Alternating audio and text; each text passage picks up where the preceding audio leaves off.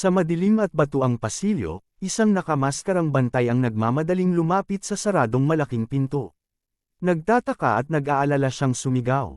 "Hoy, may problema ba dyan?" Mula sa kabilang panig, walang sumasagot.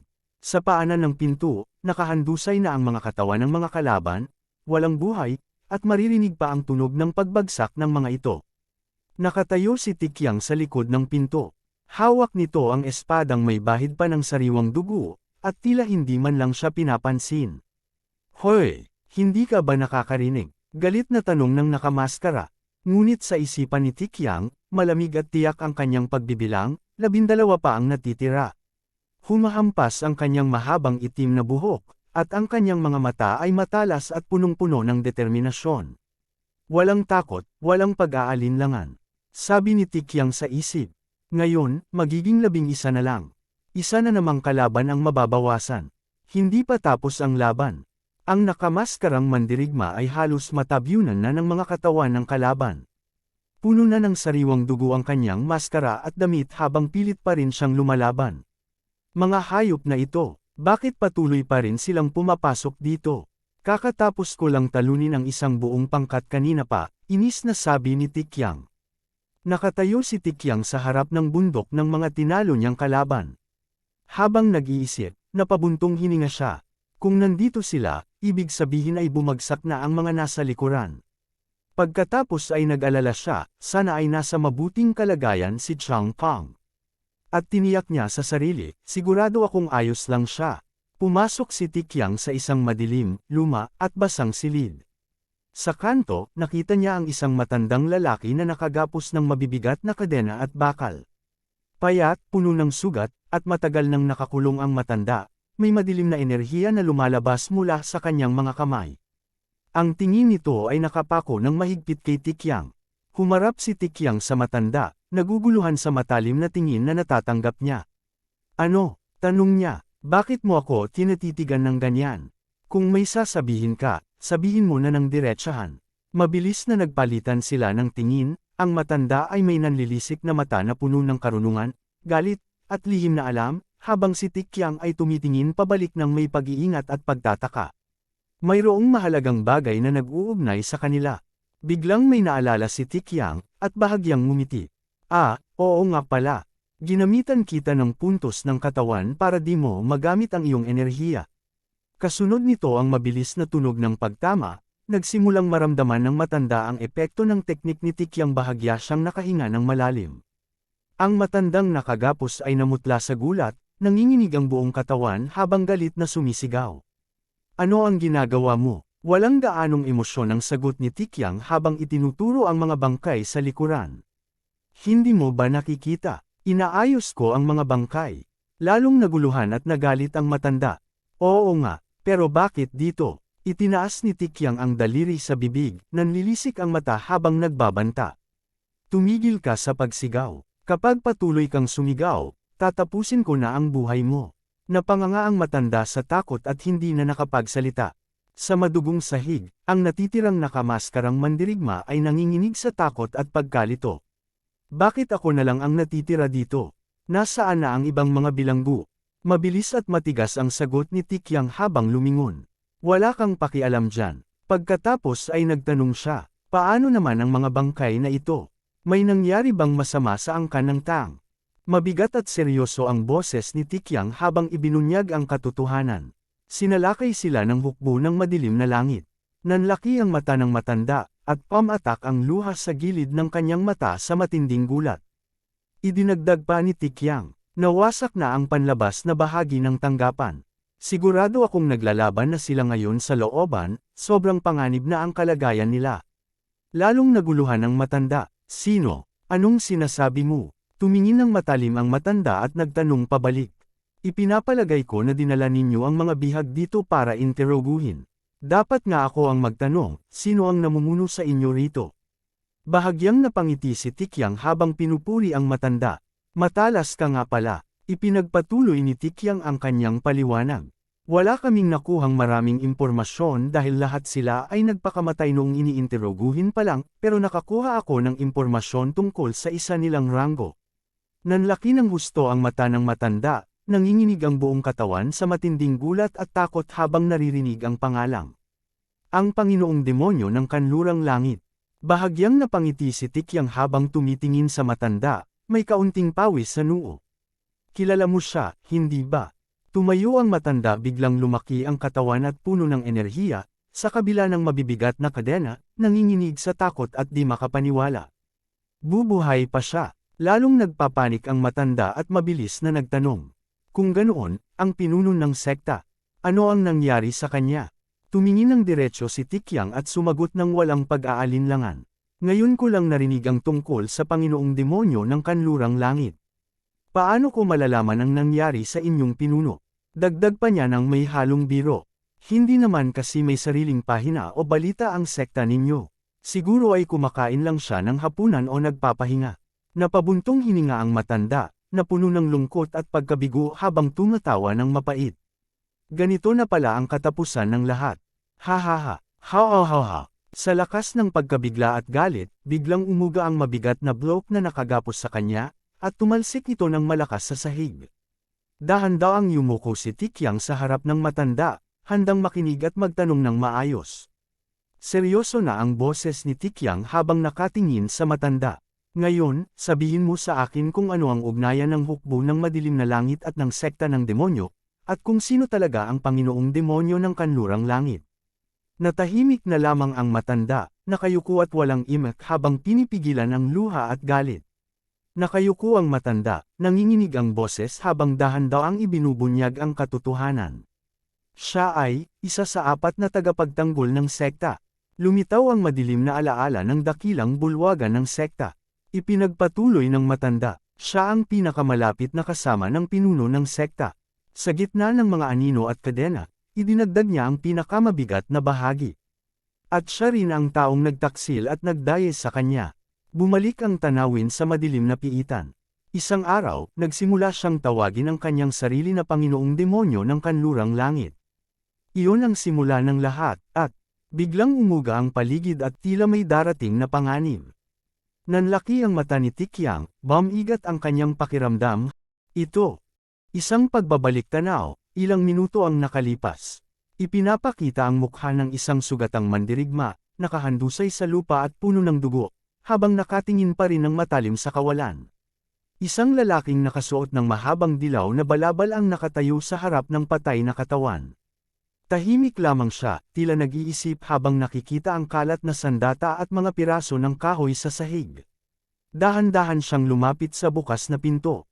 Naririnig ang mabigat na tunog ng kanyang mga hakbang sa matigas na bato, tila alam na niya ang mangyayari sa loob. Pumasok siya sa mas malawak na bahagi ng gusali. Ang mga kandila ay nagbibigay lamang ng kaunting liwanag sa madilim na daanan habang patuloy siyang naglalakad pasulong. Tumingin siya sa paligid at napagtanto ang nakakatakot na katotohanan. Mayroong hindi bababa sa 20 sila. May mga bakas na bumaba sila dito, ngunit wala ni isa sa kanila ang nakabalik. Tumingin siya sa paligid, at napagtanto ang bigat ng pangyayari. Napakagaling nilang mga mandirigma, ngunit lahat sila ay namatay ng walang pagkakataong lumaban o makalaban man lang. Bumalik ang nakakatakot na tanawin ng pagsalakay, nagliliyab ang buong teritoryo ng Sichuantang clan, habang walang awang pinapatay ng mga nakamaskarang mananakop ang lahat ng nakaharap nila. Ikatlong larawan, idinagdag pa niya ang kanyang pagsusuri. Hindi maaaring nandito sa ilalim ang mga tunay na dalubhasa ng angka ng tang para protektahan ang mga dayuhan lamang. Sa kabilang panig, tila hinihimay ng matandang mandirigma ang impormasyon. Kung totoo ang sinabi ni Tang Sadok, 3 pa lamang ang natitirang nandito sa ilalim. Lalo niyang pinag-isipan ang sitwasyon. Hindi ko na isasama ang banal na manggagamot, dahil hindi mahalaga kung naroon man siya o wala. Ang hari ng apoy ay hindi pa rin nagigising, kaya iisa na lamang ang natitira. Ang nakatagong dragon ng Shaanxi, si Jin Taekyang. Idinagdag pa ang paglalarawan mula sa salita ng Panginoong Dugo. Gaya ng sabi niya, siya ang pinakamayabang, pinakamatatag ang loob, at pinakawalang takot na binata sa lahat. Napangiti lamang ng mahinahon ang pinuno ng madilim na langit, habang nagpapatuloy ang pagsusuri. Mukhang sapat ang kanyang galing para makalaban at makaligtas palaban sa Panginoong Dugo. Ngunit nagbago ang tono, may nakakatakot na babala. Ngunit hindi laging swerte ang isang tao. Wala ng Sword Saint dito, at wala na ring matatakbuhan pa. Isang mabigat na hakbang ang tumunog sa sahig, malakas, matatag, at tila naghahanda na siya para sa kanyang huling laban. Sa luwab ng silid nakatayo ng tuwid at matatag sa gitna ng malawak na silid ang pinuno ng madilim na langit. Ang kanyang likuran ay nakaharap sa atin, habang ang matitibay na pader at makakapal na tarangkahan ang nakaharang sa kanyang dinadaanan. Walang galaw, walang ingay, tanging ang nakabibigat na presensya ng pinakamakapangyarihang nilalang ang namamayani sa buong lugar. Dahan-dahan niyang ibinuka ang kanyang palad. Biglang umusbong at kumalat ang nakakatakot na madilim na lilang enerhiya mula rito, habang napapailing ng bahagya. Aba, napakakomplikado naman talaga ng harang na ito. Isang matinding suntok ang kanyang ibinagsak.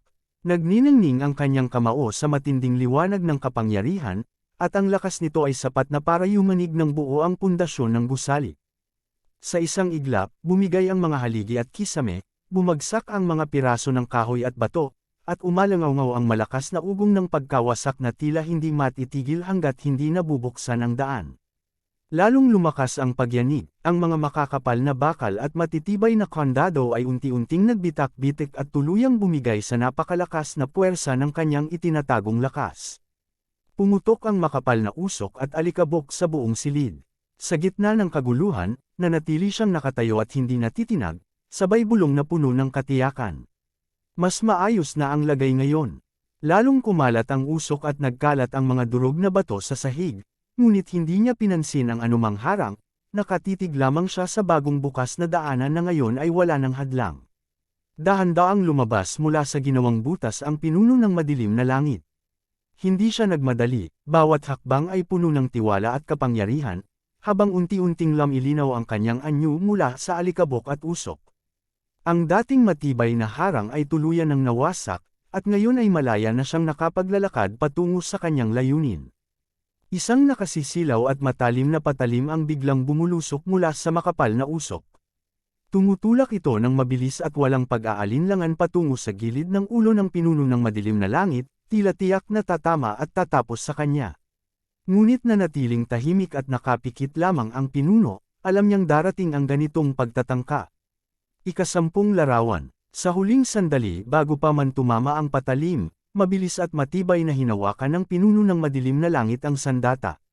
Isang matunog na ugong ang umalangaw habang pinipigilan niya ito ng buong lakas, hindi man lang ito nakadikit sa kanyang buhok, at tila walang halaga ang bilis at lihim na pag-atake sa harap ng kanyang kahandaang lakas.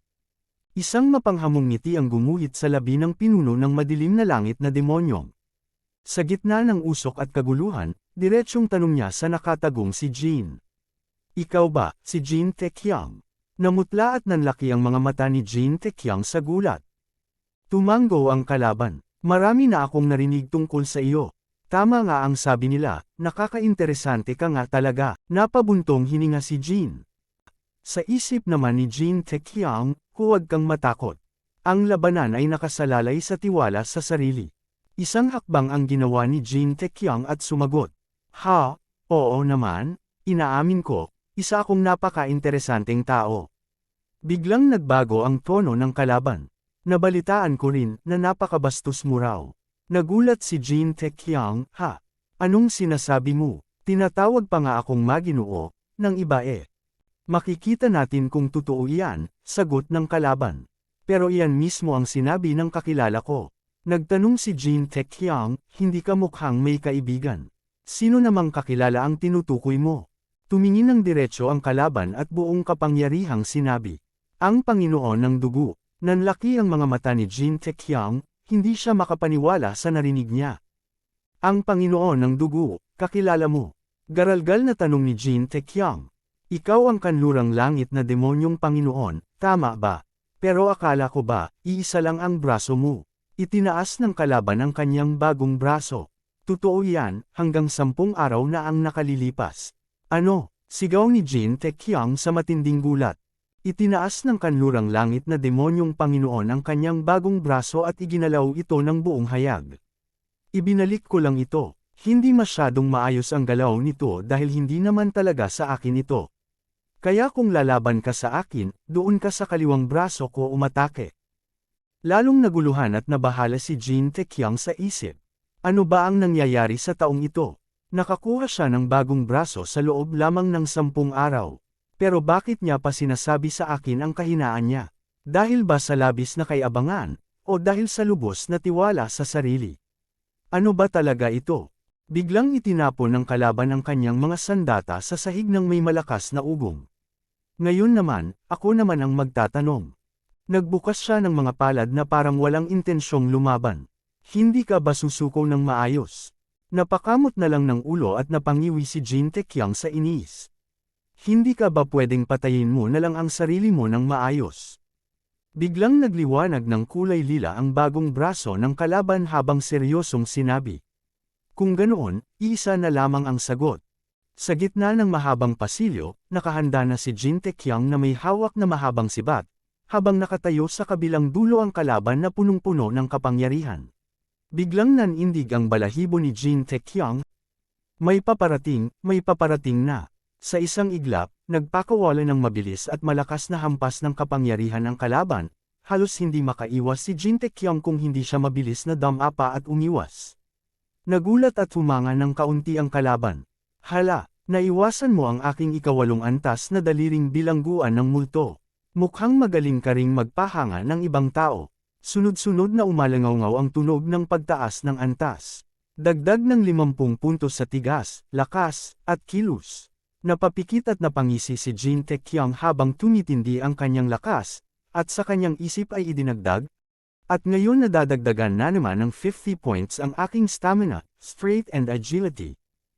Biglang nagliyab sa buong paligid ang nag-aalab na apoy. Daan ang nagliliyab na apoy. Tila naging isang apoy na bagyo si Jin Taekyang habang sumusugod ng mabilis, at buong lakas na hamampas sa kalaban, hindi makapaniwala ang kanlurang langit na demonyong Panginoon sa bilis at bigat ng atake.